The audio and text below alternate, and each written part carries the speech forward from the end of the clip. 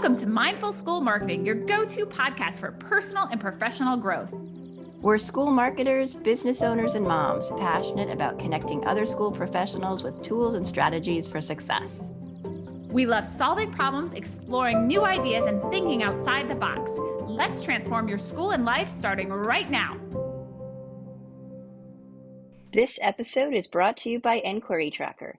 Easily manage all of your inquiries, tours, open houses, and applications with a system designed by K-12 education, marketing, and admissions professionals.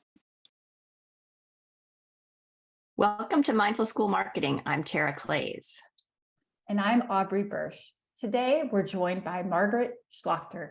Margaret is the Director of Development and Alumni Relations at Wasatch Academy. She has an extensive background in education. Prior to working at Wasatch Academy, she spent nearly a decade helping develop and bring a voice to the sport of obstacle course racing as a business owner, author, writer, former professional athlete, and editor-in-chief of the largest online media source in the industry. However, education is her passion, and she is excited to join us today. Welcome, Margaret. Thank you so much for having me. I appreciate joining both of you today. So this is great. Whenever this comes out, it is a beautiful fall day here in Utah, and the colors are just about peaking. So not sure when this comes out, but it is definitely fall season here right now as we record. That's great. It sounds beautiful. Yeah, I love it when the leaves are turning. They're doing that here in Virginia as well. We're so glad that you're here today, and I'd love to hear more about you. And I would love for you to tell us a little bit more about obstacle course racing, because that's something that I know nothing about, but it seems super interesting.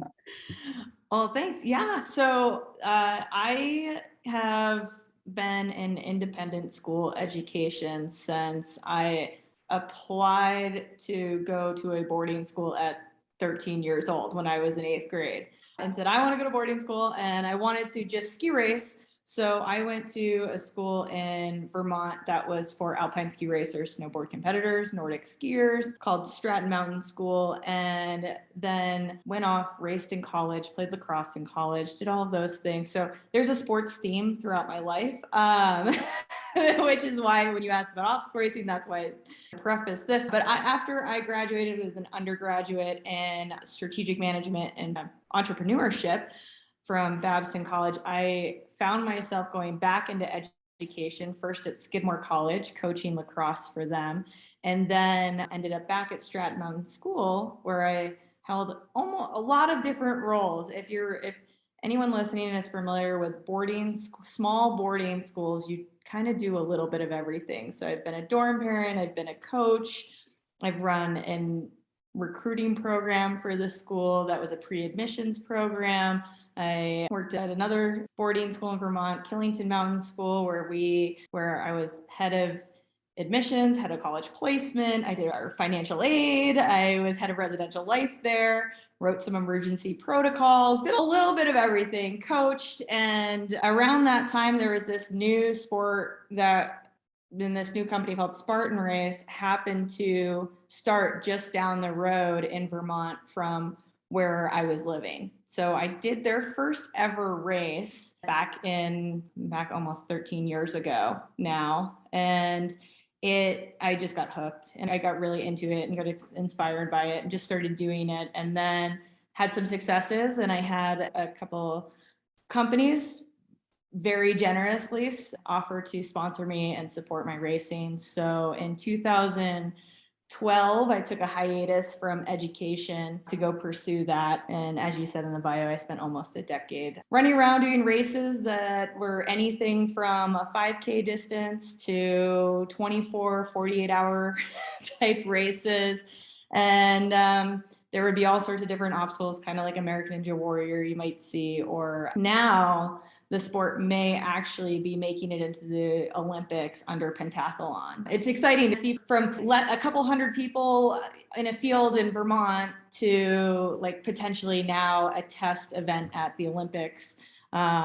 Could be. Still, it's a could be, but being part of that industry. So I got to do a lot of really neat things, got to travel around the world, pulled the business side of we're talking here about, I'm in development now, but the marketing and build strategic partnerships and do things like that. And really what it comes down to is build relationships with people around the world. And then a little over now, about 4 years ago, over 4 years ago, I had the opportunity to come back into education through an alum of Wasatch Academy. And I've been here ever since. And yeah, I realized I stepped back on campus and I said, education is, I think the break was good, but now I don't see myself leaving education. This is my passion and this is where I want to be. It's, yeah, that's hopefully not too long-winded of who I am and how I got to where I am now.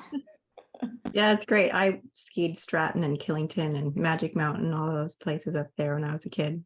Beautiful. It's a great place. I was that area. It's the fall colors over there are unparalleled. Sorry, I'm in fall color mode right now. It's the foliage growing up in New England is second to none. So That's so cool. What I love about your story is that I feel like, because I've had a chat with you earlier and we had so many things that we were talking about, and one of them being relationship building, which I think it sounds like that was part of this process for you.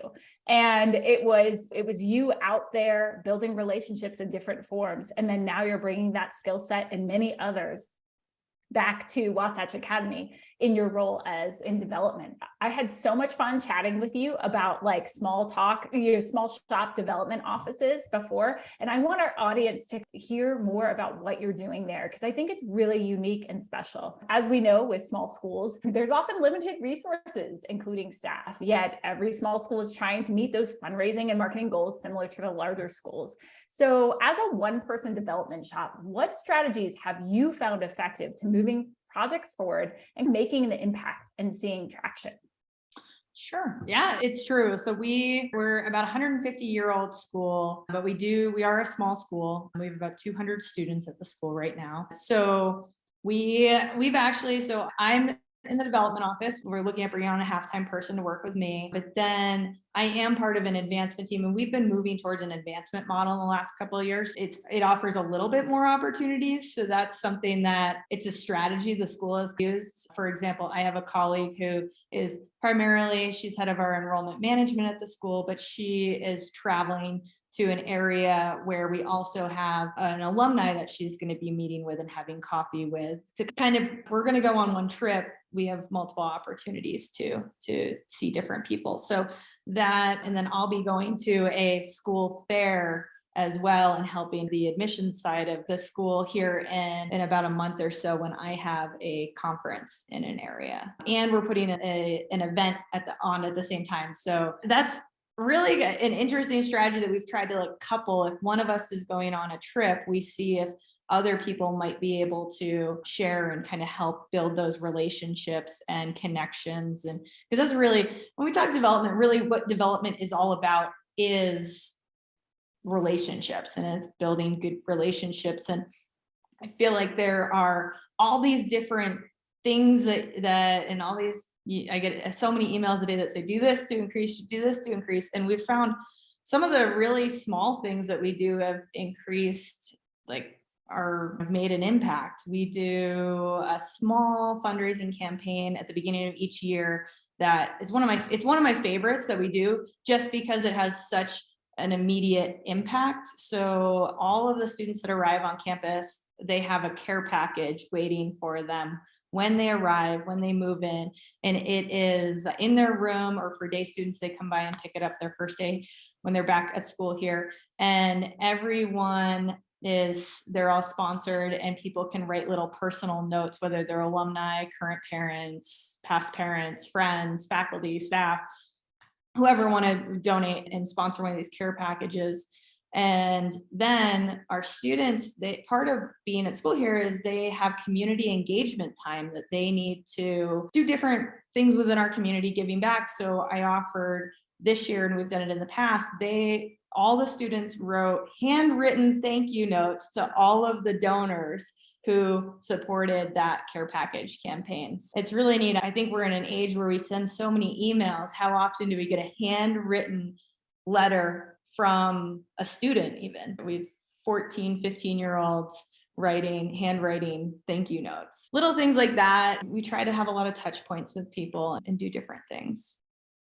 That's really interesting. I love the fact that you get to work in that teamwork and be resourceful in how you're achieving your development. Over the past few years, what development projects have you seen and initiatives that are the most beneficial to from an ROI perspective? I know you've mentioned a few things, but can you tell us a little bit more? Sure. I would say this one isn't on I would say return on investment of time. This one, more than anything else, is when the pandemic started, we moved to having some virtual alumni gatherings. And we're a school that has students currently from 25 states and 27 countries. So we have alumni, once they leave here, they go all over the world. And what's come out of that is now once a year, it takes about 4.5 months to get through all of the 5-year cohorts of alumni, but do every Wednesday night an hour-long Zoom call with a different cohort of alumni. And it's been again, it's like that personal touch that it takes a lot of my time, but it's been really great to get to know so many alumni and so many people within our community that may never be able to make it to campus for a visit again. But I learn their stories, what they're doing, where they are, even sometimes. And that's been just really great to be able to share what's going on in the school. And at the same time, then let them know when we have things like our giving day and our care package campaigns and things like that are coming up. But mostly it's just getting to know our community in a way. Since we're located, I should say we're about 100 miles from Salt Lake City. So we are smack dab in like the middle of Utah in a pretty rural area that it's not really a place you just casually drive by. That's been a really great way for us to connect. And then I would say as well, we do that. Our senior leadership team and our head of school does that with our current parents and our current families. They do that every month. We have a Zoom call as well because our community is so widespread. And I think using technology, I think we all maybe have a little Zoom burnout right now, but using technology in that very deliberate way has been a continued great way to connect with people. So that's not necessarily like a fundraising ROI initiative sort of thing, but it has been really great for us as a community and department and just building back up our engagement. Absolutely. And as one of those silver linings from COVID, I mean, as a parent, I will say, thank goodness that not all the school meetings, I'm not at a boarding school, but thank goodness some of them are still virtual because it makes my life so much easier. So I'm glad to hear that you're using that beyond COVID and really using it to continue to build those relationships. Now, when we talked before, we talked a little bit about your journey, like when you started, if you can go back to when you started in your position, and I'm sure your position looked a little bit different than it does now. And what you walked into probably looked a little different than your program actually looks right now. So if you could think back to that time, what advice would you give to small schools with small teams that are trying to build like their alumni and development programs? I know we had talked a little bit about database building and a lot of other things that were going on, but could you reflect on that time period and share some of the things like lessons learned from that? Sure. Yeah. So you mentioned database. So when I got here, I was just overseeing alumni relations at the school. So it's a really fortunate position to be in if you can have that. But our database, we believe we have about 5,300 living alumni. When I got here, I think that number was somewhere that we had active. So we either had an email address, a working physical address. I believe that number was around 2,500 to 2,700, somewhere in there is how many active people we had.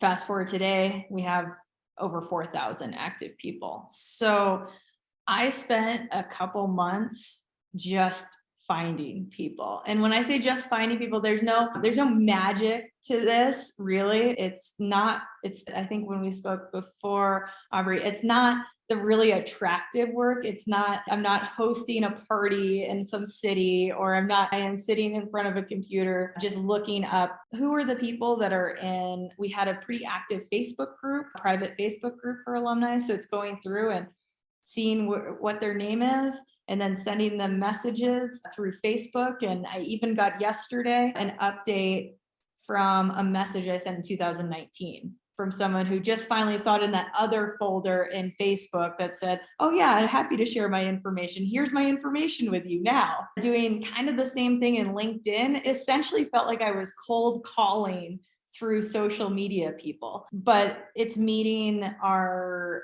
in this case, meeting our alumni where they're at. And I think that it's interesting as you asked me that question today, as that just this morning in the most recent issue of the fall NAIS magazine, there is a whole article about meeting our current parents, that the new current parents moving into independent school education are now on the oldest end of the millennials, into the Gen Zers are now in their 20s, and they're starting to look at that pre-K potentially in kindergarten, so that first step into independent schools.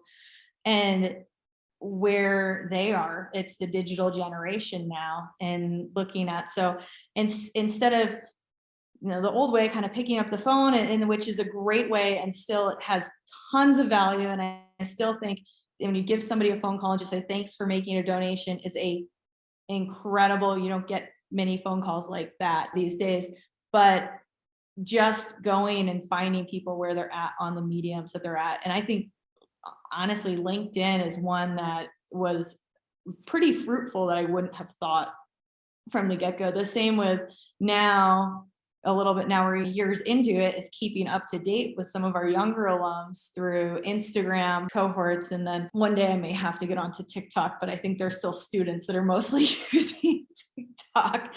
So I think I have a few years before that going there. Maybe by then I'll have another younger person in that that is more adept at that, or my student interns that I have right now, they can go on that medium. But that's what we did. And I spent about 3+ months just doing database, really basic stuff, or we had an email but no address, so just emailing the people and asking them for some updates. I think, as we said before, the database, databases in general, they are living, breathing organisms that I don't think, unless you work in kind of a development office and you like live in it, in that you might hear this saying, what is she talking about? How is a database a living, breathing organism? But it really is the lifeblood of the development office.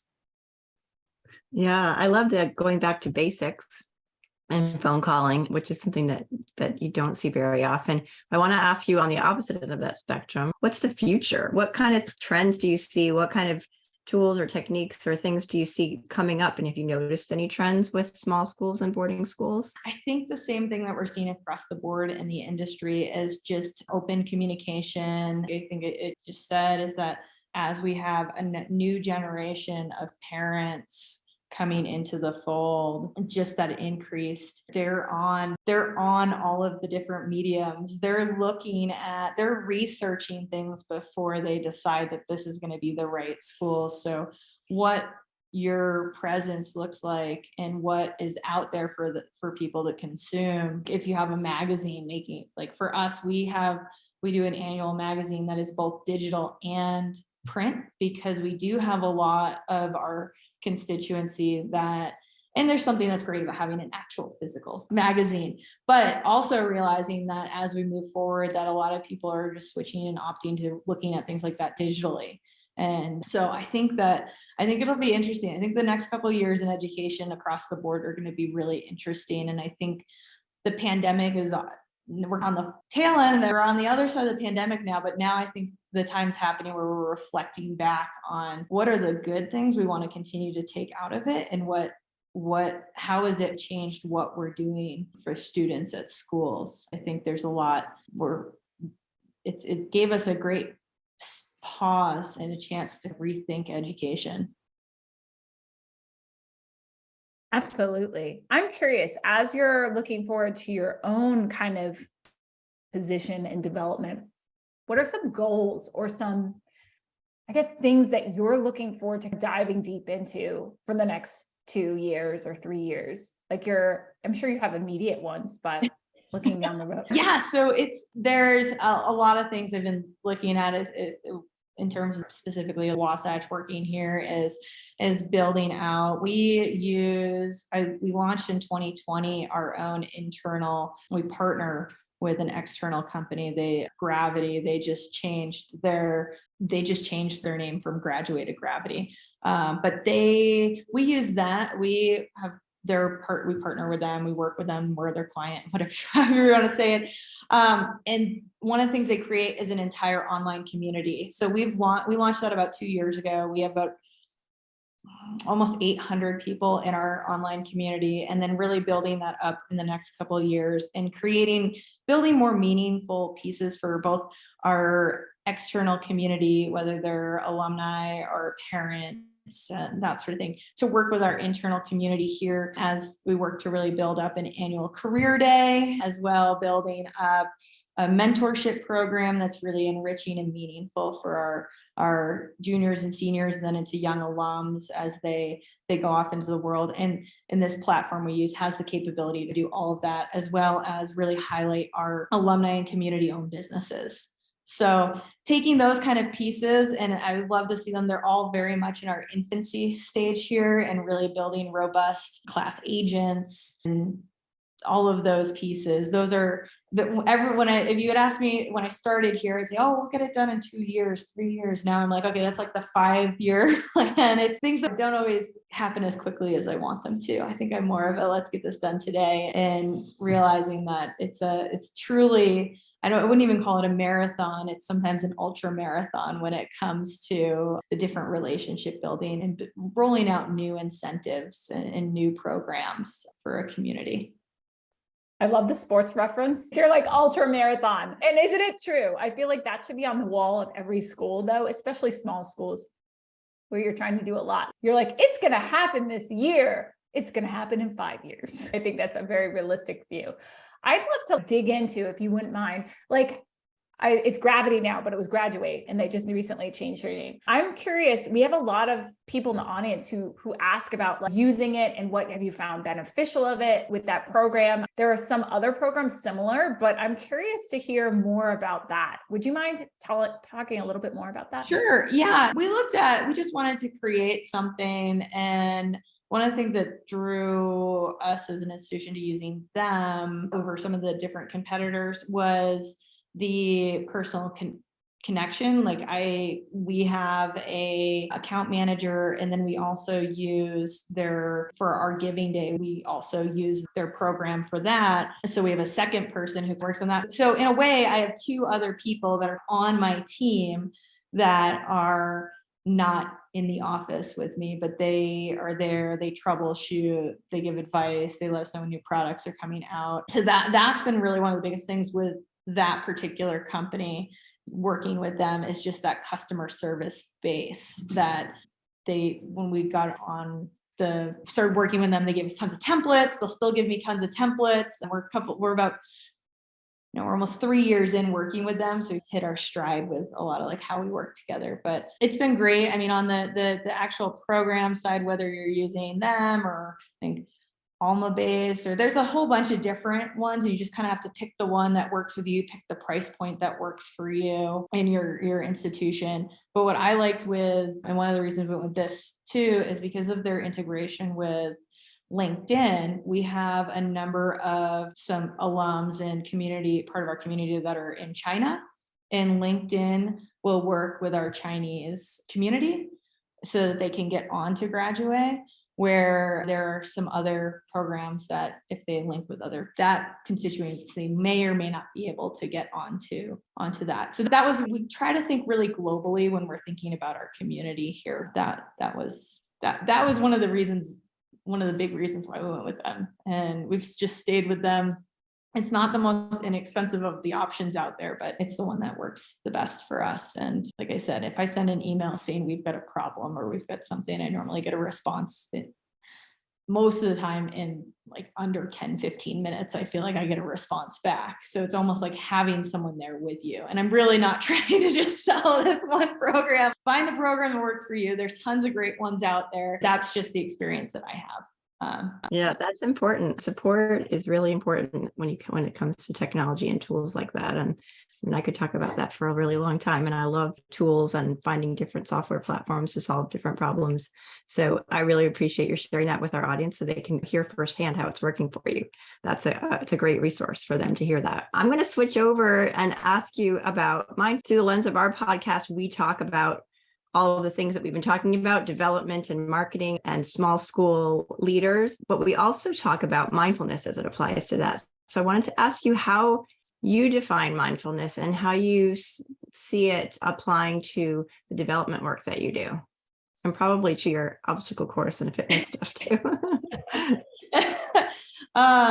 Well, I think personally, mindfulness comes in the way of remember I think my dogs are a great reminder of mindfulness in some ways. Maybe this is a very different, but they remind me that to make sure that their needs are met and that they're always there. And there's nothing like after a tough day having your dogs run up to you and just want to cuddle and be with you and remind you that there's more to life than just your job. So that's when I think of mindfulness. Sometimes I use remind in like the mind piece of that sometimes we need that reminder. But and this might be a little bit off of mindfulness, but I think it's something that I celebrate every donation that we receive into the school, whether it is $1 or $100,000, I get just about as excited, especially when I see who it comes from.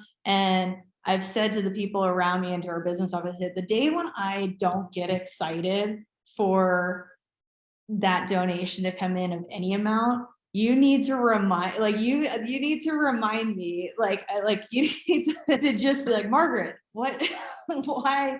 Because that, when you get that check-in or that online donation, that is the fruits of the labor of all the working with people. And it's a reinforcement that you're doing the right thing and that you're working towards the mission. And I think that just seeing that that's the tangible at the end of it. So I think sometimes that can be some of our mindfulness is just, and it's kind of a weird way. It might not be exactly what you're asking, but I do think I've got a little, I keep, especially with our alumni, I have a printed out, very old school, all of our alums who donated the year before, broken out by class year. And when they give again the next year, I have a highlighter and I highlight their name. And I get excited when I get to highlight some of these names that now I really know the people. And then when I get to follow up with a thank you note and I write a personal note on every thank you note, and I handwrite every address for every thank you note. They're just little things. They take more time, but and maybe they don't make a difference, but I feel like that extra little bit makes a huge difference when you have a handwritten address as opposed to just that printed on or that label stuck on when you get something in the mail. So they're just little things. And I'm mindful. I think about every donor as I do those little pieces. So I feel like it's celebrating the work that you do and the work that your school is doing every time you're doing that, but also it's like a gratitude practice, right?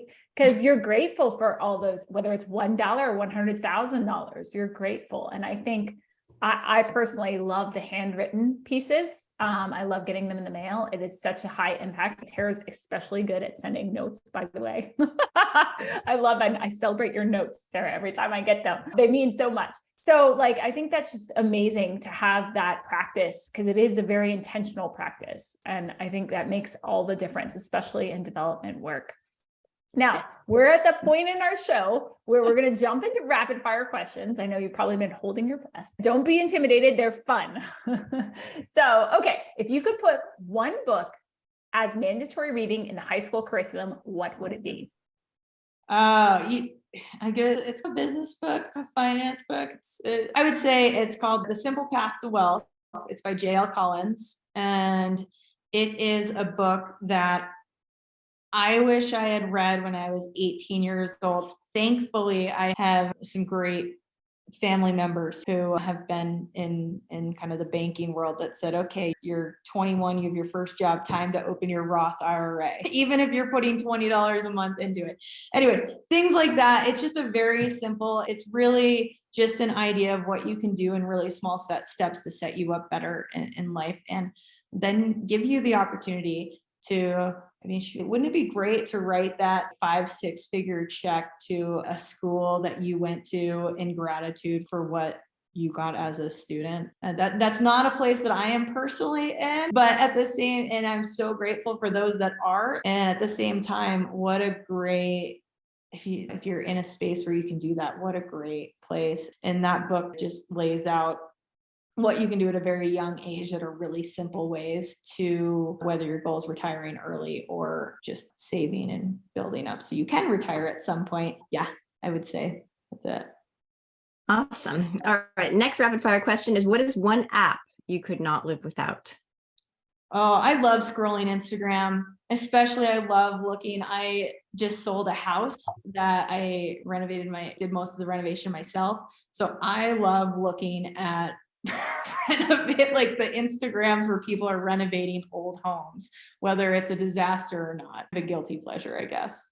Okay, I wish you lived nearby me so you could renovate my house. Yeah. That is like a skill. I don't know how that didn't get brought up in your entire like intro, but that is an amazing skill, by the way. Quite impressed. Okay, what are you reading right now? So I listen to a lot of audiobooks. I fall asleep. It's how I turn my brain off, is fiction audio books. And one that I just finished it, so I haven't started one that I feel like enough to say anything about, but I just finished Project Hail Mary, which is by the same author that wrote The Martian. They're making a movie out of it now too. I'm listening to that too. I'm almost done. Really good. It's really entertaining, and yeah, it's fun. It's fun.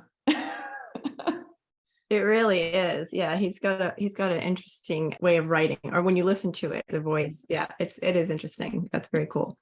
All right, last question. What is one great piece of advice you'd like to leave us with? Yeah, I think that in development work, I would say there is no magic bullet. And anyone who tells you there's a magic bullet and they have the thing that's gonna you know, they have the thing. I think it just comes down to hard work, spending the time, building relationships with people, and just really genuinely caring about what the community you're working with. I think if you do those things, you'll be successful in wherever you're at. Thank you so much, Margaret. You've shared so much great information. We really appreciate it. Where can people find you online? Best is, I've already mentioned it. You can find me on LinkedIn. It's my name, Margaret Schlachter. There aren't many of me in the world. That's probably from there you can see, and you can go from there to see what else I've done. So I try to be active on LinkedIn. Great. Fantastic. Thank you again so much. Thanks for joining. Thank you. Inquiry Tracker is the all-in-one CRM solution used by over 250 schools. Easily manage all your inquiries, tours, and open houses. Key instant analytics help you manage and grow a robust pipeline. So end spreadsheets forever. The smart online application system with powerful document upload is a game changer. No school is too small or too big, and their Fast Start program will get you up and running in no time. Best of all, the system is designed by K-12 education marketing and admissions professionals. Check out Inquiry Tracker at inquirytracker.net. That's inquiry with an E, tracker.net. Thanks for joining us on the Mindful School Marketing Podcast. We'd love it if you pop into iTunes and leave a review, 5-star preferred. Let us know how you like the show. It helps us improve what we're doing and helps others find us too.